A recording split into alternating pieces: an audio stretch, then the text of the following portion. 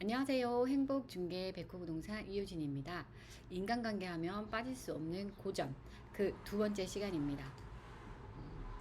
지난 시간에는 꿀을 얻으려면 벌통을 걷어차지 마라를 제가 나눠드렸는데요. 이번 시간에는 칭찬은 무쇠도 녹인다. 네, 솔직하고 진지하게 칭찬과 감사를 하라입니다.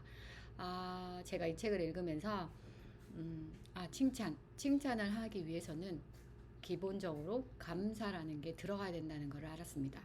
네, 여기 솔직하고 진지하게 감사하라고 했잖아요. 네, 감사한 마음이 있어야지 솔직하고 진지하게 할 수 있는 것 같아요. 그러니까 일단은 감사하는 마음이 먼저 있어야 되고, 당연하다고 생각하면 이 솔직하고 진지한 칭찬이 안 되는 것 같았습니다. 자, 칭찬은 무쇠도 녹인다. 책 내용 설명드릴게요. 미국의 가장 위대한 철학자 중 한 사람인 존 듀이 박사는 인간성의 내부에 존재하는 가장 강렬한 갈망은 중요한 사람이 되려는 욕망이라고 말했다. 자, 인간은 자기 중요감을 단순히 원한다가 아니라 갈망한다고 하네요. 내게는 사람들로부터 열정을 일으키는 능력이 있는 것 같습니다. 사람들에게 그들 최고의 가능성을 개발하게 하는 방법은 격려와 칭찬입니다. 상사로부터 꾸지람을 듣는 것만큼 인간의 향상심을 해치는 것은 없습니다. 나는 결코 누구도 비판하지 않습니다. 될 수 있으면 칭찬하려고 노력하고 결점을 들추어내는 것을 싫어합니다. 그 사람이 한 일이 마음에 들면 진심으로 찬사를 보내고 아낌없이 칭찬합니다. 네, 찰스 슈왑이 말했는데요. 그 찰스 슈왑은 앤드류 카네기에게 연봉 100만 달러, 즉 하루에 3,000달러 이상의 급여를 무엇 때문에 지불했을까요? 네, 찰스 슈왑은 어떤 매력이 있었을까요? 좀 전에 말씀드렸던 것처럼 그는 사람을 움직이는 자신의 능력 때문에 그와 같은 봉급을 받았다고 말했습니다. 우리가 흔히 배우자에게 감사하고 있다는 것을 말하지 않은 것을 너무도 당연한 일로 여기고 있다. 네, 사소하게 배우자가 하는 일들에 대해서 예를 들자면 급여 날이다. 그러면 수고했어. 너무 감사해. 열심히 일을 해줘서 우리 월급이 들어와서 우리가 생활하는데 많은 도움이 돼. 이렇게 얘기해줘도 되는데 저도 별로 안 해본 것 같아요. 당연한 듯 받았던 것 같아요. 그래서 어느 순간부터 제가 진심으로 말을 하긴 하는데 제가 표현력이 정말 약한 것 같습니다. 그냥 월급 들어왔어, 고마워, 수고했어, 요거까지는 지금 이제 나왔어요. 근데 그 다음에는 더 부드럽게 그 사람이 힘들게 노력을 했고 기여한 그런 것들을 더 많이 칭찬하도록 노력해야 될 것 같아요.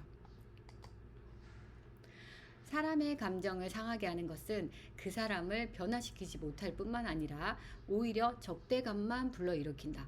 네, 사람의 감정, 그러니까 내가 감정이 기분이 나쁜 상태에서 상대에게 이야기를 할 때, 비난, 비평, 불만 이런 이야기를 할 때, 그 내가 기분 나쁨이 이렇게 드러나기 때문에 그 사람이 갑자기 기분이 나빠지더라고요. 그래서, 어느 순간부터는 내가 이 사람에게 기분 나쁜 이야기를 하면 그게 부메랑처럼 저한테 돌아온다는 거를 깨닫게 됐어요.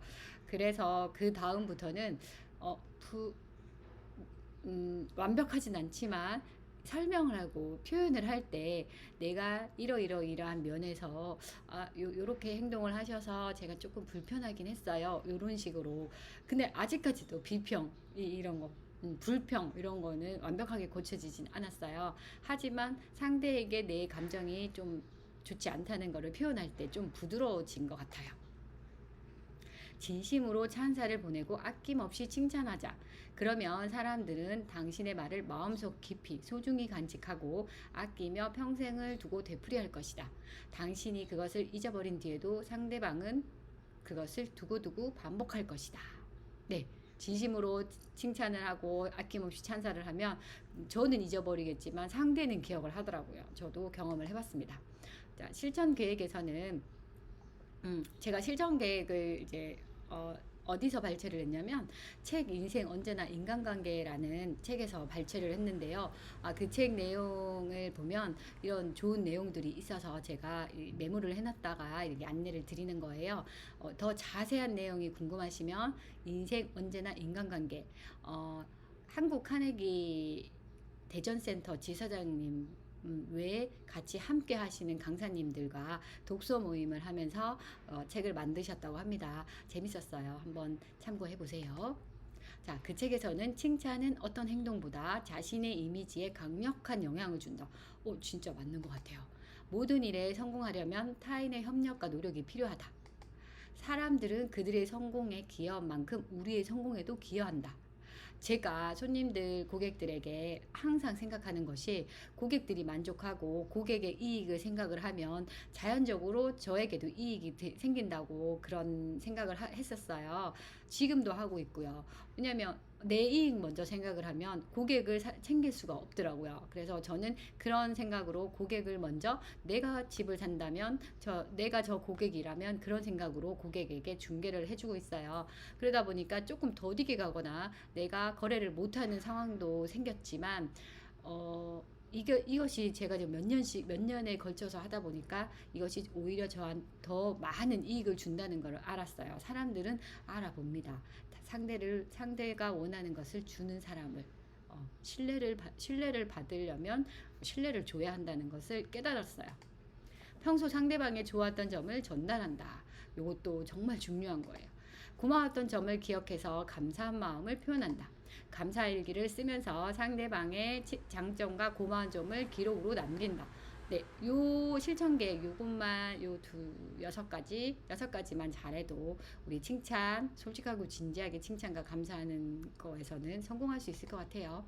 자, 정리할게요. 칭찬은 무쇠도 녹인다. 일상생활에서 가장 무시되기 쉬운 미덕 중에 하나가 칭찬이라고 합니다. 우리의 친구는 모두 인간이며 칭찬을 갈망하고 칭찬은 모든 인간이 즐겨하는 정당한 요구입니다. 진심으로 찬사를 보내고 아낌없이 칭찬하자. 그러면 상대방은 당신의 말을 마음속 깊이 소중히 간직하고 아끼며 평생을 간직할 것이다. 네, 이게 마지막 포인트인 것 같아요. 제가 중개업에서 실천했던 사례를 하나 말씀드릴게요. 제목은 소장님 고마워인데요. 지금 제가 얼마 전에 거래했던 집인데 그 집에 갑자기 세입자가 임대인한테 전화를 계속 했다고 합니다. 처음부터 입주할 때부터 임대인한테 이게 안 된다, 저게 안 된다, 그렇게 해서 임대인이 많이 고쳐주셨거든요. 보통 임대인들이 집에 특별히 문제 있지 않으면 그 임대차 할 때 그 집의 수선 이런 것들을 잘 안 해주거든요. 근데 이제 우리 임대인은 정말 좋으신 분이에요. 그래서 우리 세입자에 필요한 것들을 해줬는데 얼마 전부터 계속 전화가 오더래요.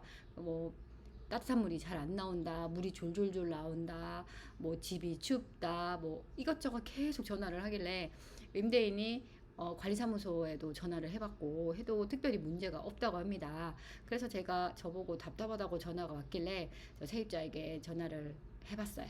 근데 그 세입자는 이야기를 듣다 보니까 본인의 집, 본인이 임대차 주고 있던, 세를 주고 있던 그 세입자를 내보내고 그쪽으로 이사할 생각을 하고 있었어요. 근데 문제는 우리 세입자가 임대차 기간이 1년이나 남았어요. 그러니까 임대인한테 이사를 가기 위해서 그랬던 것 같아요. 제 생각입니다. 그래서 임대인이 제 생각처럼 전화에 몇 번 시달리시다 어느 순간 제가 고쳐드릴 거는 다 고쳐드렸고 더 이상 어떻게 해야 될지 모르겠다. 제 집이 마음에 안 드시면 보증금을 내드릴 테니 이사를 가십시오. 하자 말자 이사를 가셨습니다. 이건 아닌데 임대인이 우리 그 임대인이 그런 분들이 많긴 한데 그런 분들 중에서도 유난히 되게 친절하시고 좋으신 분 같았어요. 그래서 세입자 내보내고 난 다음에 갑자기 공실이 생겼는데 제가 사원님한테 이렇게는 아닌 것 같은데요. 뭐 나갈 때까지 조금 기다리라고 하던가 뭔가 다른 방법을 찾으셔야 되지 않을까요? 했는데 그냥 내보내. 그냥 보내고 소장님이 찾아줘. 그렇게 하셔서 내보내고 근데 하필 세입자가 이사를 3월 달쯤에 나갔는데 이사 나간 이후부터 음, 매매가 그 같은 평형대에 매매로 나와 있던 매물들이 거래가 안 되면서 수리를 해서 임대차로 막 계속 전환이 되고 있는 상황이었어요. 그렇게 하다 보니까 방금 수리한 다른 집들이 더 인기가 많았고, 그리고 임대인들은 월세나 전세 이렇게 옮길 때 특별히 제가 임대 수입을 내려고 하신 분들이 아니고, 내가 싼 가격에 팔기 싫어. 조금 더 지켜볼 거야. 그런 생각이었기 때문에 월세가 떨어지고 있었습니다. 근데 이 사모님은 원하는 월세 금액이 시세로 받을 거였는데, 엎친 데 덮쳐서 월세까지 내려가게 됩니다. 그러다가 어느 순간 사모님에게 우리 임대차 예전 같으면 임대차가 벌써 됐을 텐데 집에 도배도 새로 하고 뭔가 새로운 거를 해야 될 것 같습니다. 그래서 집을 조금 보수를 해야 될 것 같아요. 그렇게 이야기를 했더니 알았어, 보수할게. 그렇게 해서 보수를 완료했습니다. 완료하고 지난주에 이제 세입자를 구했습니다. 그래서 임대인한테 전화를 했죠. 전화를 딱 하는 순간 임대인이 소장님 좋은 소식이지? 이렇게 이야기를 하시는데 제가 너무 기쁜 거예요. 인간관계론의 칭찬에 대해서 이 사모님한테 제가 칭찬을 받은 느낌이었어요. 매번 통화할 때마다. 매물을 내놓고 세네 달이 지나면서도 답답하고 힘드셨을 텐데 제가 제 성격상 열심히 하긴 하지만 거래가 안 되고 힘들면 손님들에게 말해요. 다른 곳에 내놓으셔도 된다. 지금 내가 거래하면 좋겠지만 빨리 집이 나가는 게 저는 더 좋다. 저는 다음에 또 하면 되지 않냐. 그렇게 이야기를 하시는데 싫어. 소장님이 해줘. 소장님한테만 맡길 거야. 소장님만 기다릴 거야. 이렇게 하시고 더운데 너무 수고가 많아. 고마워. 항상 이렇게 이야기를 하십니다. 그러면 또 힘이 나서 미안한 마음도 있지만 힘이 나서 이 집을 또 더 열심히 하게 되더라고요. 그러다 드디어 그 집을 거래하게 됐는데 제가 더 기뻤어요. 근데 전화를 했는데 소장님 수고했어. 고생했어. 소장님 덕분이야. 그런 칭찬들을 하시니까 너무 뿌듯했어요. 예, 그럴 때 저도 인간관계론 책도 받고 항상 칭찬만 들어서 기분 좋은 걸 아니까 저도 사모님께 말씀드렸어요. 아니에요. 사모님이 예쁘게 수리도 해주시고 하셔가지고 집이 잘 나간 것 같아요. 보통 임대인들이 집 상태가 뭐 그닥 심하지 않으면 인테리어를 잘 안 하시는데 사모님은 선뜻 알았어 내가 할게 하고 비용이 드는데도 불구하고 공사를 다 해주셔서 그래서 세입자가 집을 무척 마음에 들어 해요. 이렇게 이야기를 하게 됐어요. 그랬더니 사모님이 너무 좋아하시더라고요. 수리를 하면서 돈은 들었지만 내가 수리를 함으로써 세입자도 좋아하고 그리고 집도 나가고 그래서 너무 기쁘다는 그런 느낌을 받았어요. 그래서 그래 소장님 다음 주에 봐. 내가 계약서 쓰러 가서 맛있는 거 사줄게. 이렇게 하고 저희가 이제 전화를 끊었어요. 자, 오늘 시간상 패스 할게요. 자, 오늘 인간관계의 3가지 원칙을 원칙 중에 칭찬은 무쇠도 녹인다를 봤는데요. 다음 시간에는 상대방의 입장에서 사물을 보라를 또 안내 드릴게요. 네, 오늘도 좋은 하루 되시고요. 네, 백호부동산이었습니다. 감사합니다.